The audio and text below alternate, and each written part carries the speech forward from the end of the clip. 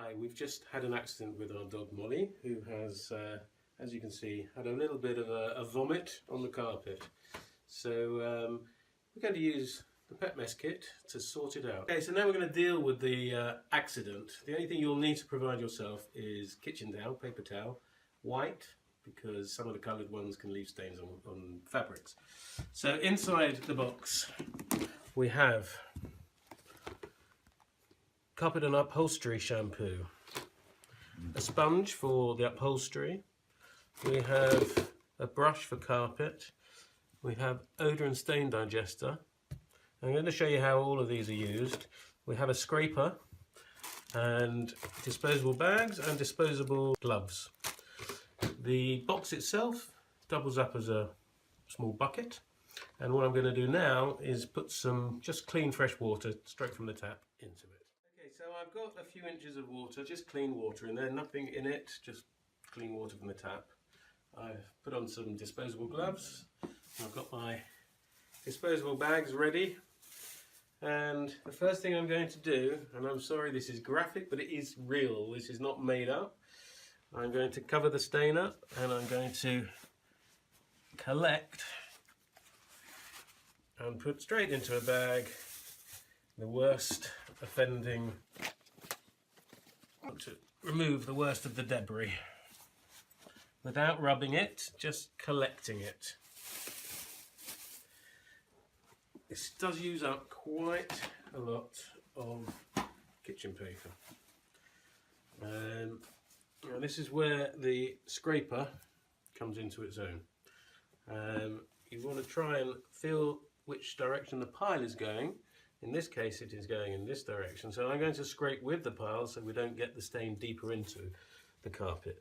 And I'm sorry this is so graphic, but we are going to remove it and just scrape it out onto the paper. I don't blame you if you want to turn your eyes away from this bit, it's not very pleasant.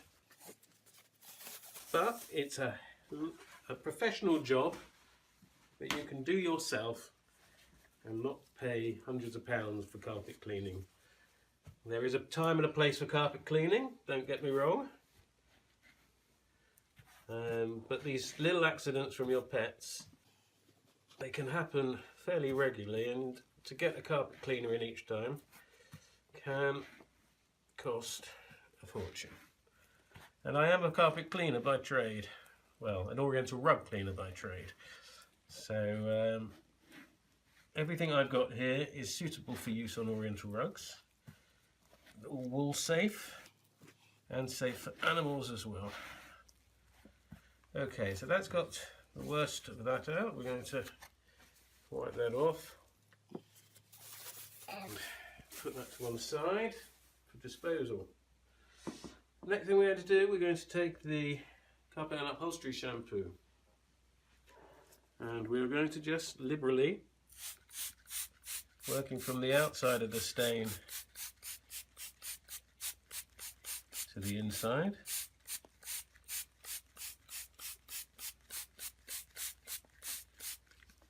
that's quite a fine spray, so although it looked like I put a lot on, I didn't put as much as it looked.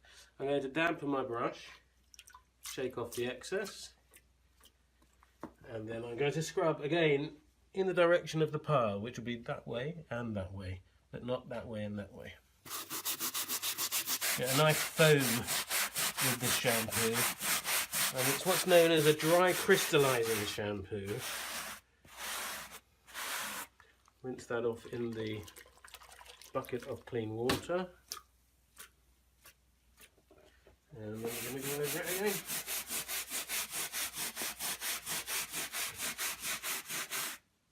Always brush it down in the direction of the pile. Put that in there for rinsing off later and cleaning. And we're going to put that to the side, we don't need that anymore. What you can do now is get a bit more kitchen paper. I have to say this stain is taking longer than most because I'm afraid my dog vomited rather than did a poo. so it takes a little bit more. But even so, you can see it's only taken, what, 4 or 5 minutes? Maybe not even that. We're going to remove some of the moisture, worst of the moisture, and you can see actually that is not a stain, that is just water that is making that look darker. And if we do again, just taking out, you see I'm not rubbing, I'm just pressing.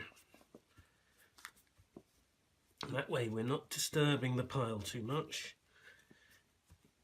And we've removed most of the debris before we've even got to the brushing part. And you can keep doing that until you get very little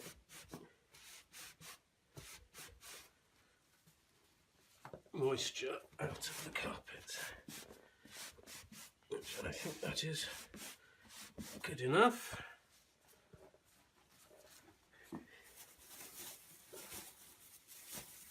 And then the final part of this process is the odour and stain digester.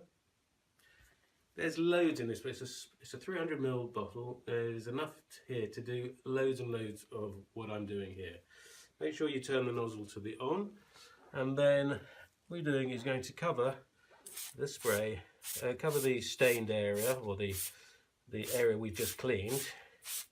If you spray it once in that direction, and then that direction, you're covering the whole thing.